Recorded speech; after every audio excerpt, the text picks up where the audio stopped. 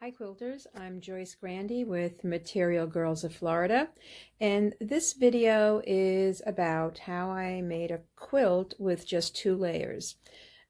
Like many of you, I have been making charity quilts during this shutdown, and I've accumulated quite a few tops and decided I better get busy quilting them, which really is my favorite part of working on a quilt.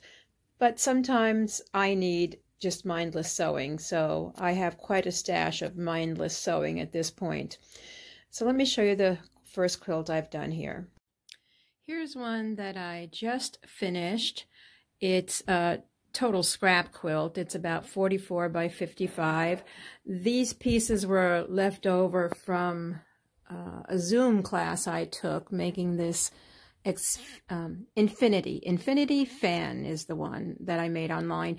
These strips I had to cut were 1 3/4 by 7 inches. Yuck. And I had to cut, I forget how many of them, but I cut literally thousands. As you can see, after 2 quilts, I have that many left. But that's okay. I don't mind working with scraps quilts. But let me show you what happened. So after I decided to do this top, I went to my batting closet and I was low on batting. But I had recently bought some fleece. Here's the fleece at Joann's. It was 60% off. It's 58 inches wide, and it was on sale for $4.59. So this size quilt for the fleece would have been about $6, right? Can't beat that. So let's do a close-up of what it looks like. The front of the quilt, it's just a meandering. It looks the same as any other quilting. You don't see any different. I bound it like I always do. I do a glue then sew technique. I'll put a link to that YouTube video I have below in the description. But let's look at the back and see how great that looks. Doesn't it look like trapundo? I love the back. So I always use Wonderfil Deco Bob 80 weight in my bobbin, no matter what I'm quilting. That's what I use. It sinks right in. Normally it sinks right in, and on this it really sinks in to give you that trapundo look. But I like that thread because you don't have to have a zillion colors. It just sinks right in. On the front I used an 40 weight poly thread. I always use that on the top of the quilts. I like it to blend in. So let me show you how I basted this together and then how it worked on my machine for quilting. I was a little nervous about the quilting, but let's show you how that worked. Okay, so I'm getting ready. I'm going to baste the 2 pieces together to quilt another top. So here's my second top. I have the fleece laid out. I'm working on a 6-foot table that I have in my sewing room. It's just so handy, and I'm so happy to have it. The fleece does not appear to have a right or wrong side. Certainly you can't tell by looking at the fabric. Maybe by looking at the salvage you might think something's different, but for all practical purposes, I really don't care which is the right side. So I have the end on the table closest to me. The rest is hanging over. I've cut the fleece kind of a little bit bigger than I need, just like you do when you baste anything. And I'm going to start working, you can see, from one end, whether it's the top or bottom, it doesn't matter. And I'm just going to throw this over the edge. There we go. And kind of get it smoothed out to start. Now, I use spray based. I use 505 spray. I love it. It's a temporary adhesive. It does not clog your needle. This is the large can. They run about 20 bucks a can. And this will do 4 to 5 lap size quilts. I don't saturate the fabric. I am just spraying to hold it temporarily. And on top of the spraying, I use safety pins also. So here's how I work. Now, for me, I could probably drink this can and nothing would happen because that's what I am. But if you have issues with inhaling certain things, you need to look at that. I know from doing so many of these, that I can do exactly what I'm doing now. So I put a light coat of spray on here, and then I'm just smoothing this out. And it's so easy to do. If there was a wrinkle underneath, well, here's a wrinkle on top. I can just pick it up and reposition it. Pretty easy. You can feel any lumps or bumps and go through and fix it. So here's my pins.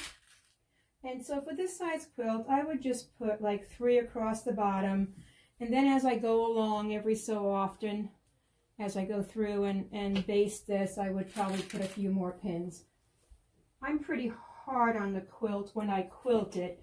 When it's under my machine bed, I'm like a speed demon, so I'm not gentle. So now I just pull it down. You see how I pulled it down? And now I'm going to take the top piece, bring it towards me, and leave the fleece hanging. Okay.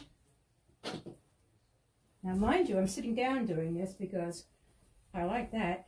And you can kind of feel when you hit the spray from before, the last line of spray. So a little bit more, right? A little bit more. And then same thing.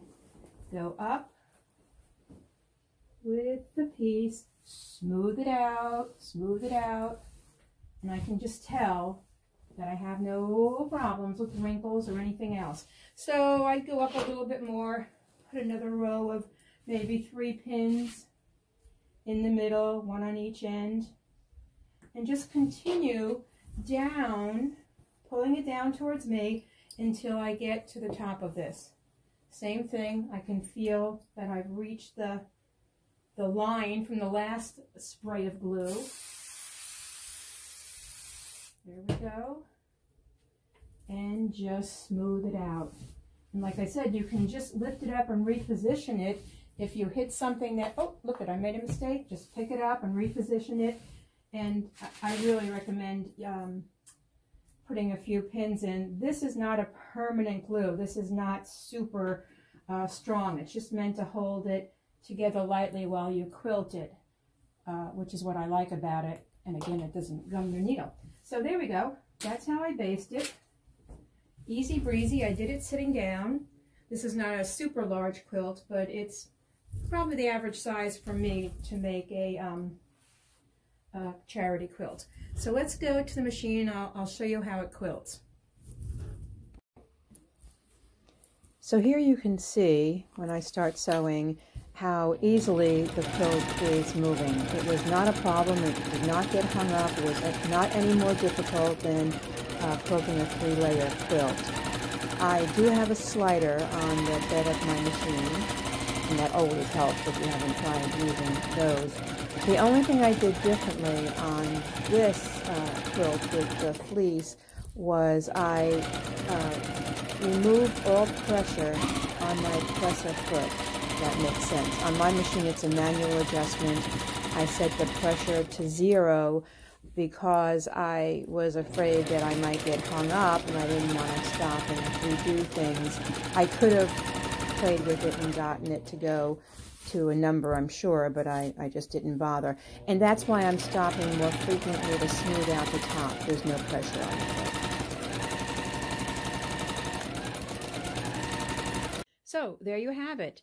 I calculated that this backing cost me about $6. That's way cheaper than using batting and backing, and it was much faster to put together. Quicker and cheaper, that's a win-win for me. I'm thinking I'm going to do this with all my giveaway quilts in future. What do you guys think? Is this something that you would use, you would do, or you've done before?